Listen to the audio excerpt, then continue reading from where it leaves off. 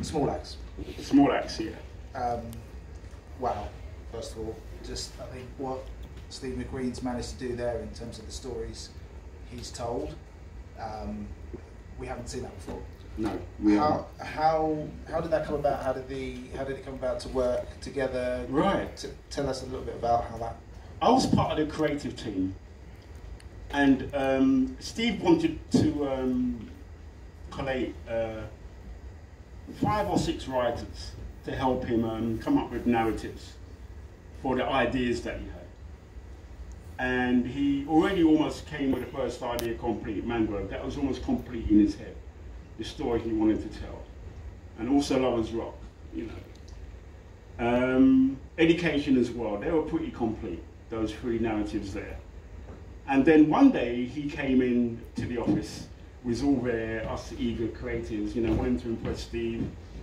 And he came with a bounce and he banged his fist on the table and he said, right, I want a story that tells the story of a young black man who's had experience of institutions, like maybe a children's home or a young offenders institution and prison, and you know, how does he navigate that? Does he lose his mind, or you know, or is there a story where a young black man can emerge from that successfully?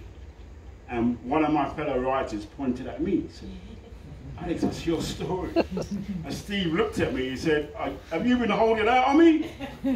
So for the rest of the day, I related my story, and at the end of it, he said, right, that's the one I want to do. And Steve was always having fights with the BBC because, yes he was, because he wanted to turn these little, well, you wouldn't call them little stories, but these, you know, slices of black life, you know, into 90-minute dramas. Like Mangrove, he saw that as a 3-hour drama, split over maybe 2 Sundays.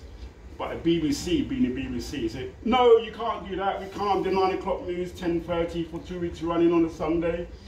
And so, yeah, he had to work in those, you know, underneath those parameters. And so I think twice he managed to go over the line. I think Mangrove was once 75 minutes. I think the policeman story, I think that was 80 minutes. My story was about 64, 65 minutes. And so we really battled for that, but he really wanted to make them longer so he could add context and so on. But when it was broadcast, it was overwhelming. I thought, oh my God, you know, we come a long way, because my story didn't exist on TV or radio in any kind of form. You know, you just didn't see my kind of story on the TV screen, or indeed any of the others. And so I really thought that was a step forward, and now we're seeing all kinds of different narratives coming on TV, which is great. Lenny Henry had 3 Little Birds and so on. And then there's Champion, and then there's, I know there's more coming. And so it's opened up, it seems, the door for our vast narrative, because it's not just one single, you know, none of us live the same lives, do we? We all have different lives, different backgrounds, different challenges, and so forth. So it's glad that those stories, those narratives are finally emerging on TV. On terrestrial TV, which is a great thing, which will lead to further understanding. You know, we're not just writers, we're not just, you know, where we can be all and everything. So, but while it was happening, I was like, oh my, you know, I came on set one day, and my son was working on the props, and Shady Cole, you know, he's preparing a scene that, well, he was depicting me in my hostel room back in Brixton. And they had redesigned it beautifully. You know, my bed was propped up on paintings. The walls were, I had to decorate the walls with flyers and posters, because they were basically crumbling. But they got it right on point. I thought, oh my God, I had to pinch myself. Am I still here? Am I still here? You know, and Tyrone, my son, he was saying, Dad, this is just too weird. I'm preparing the set for someone who's younger than me, and he's playing my dad. So he had trouble getting his head around that. But it was a lovely moment, though.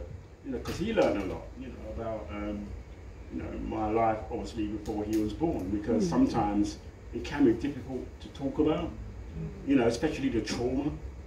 And yeah, it was the furthest step into me saying to myself, you know, I don't need to be ashamed of anything.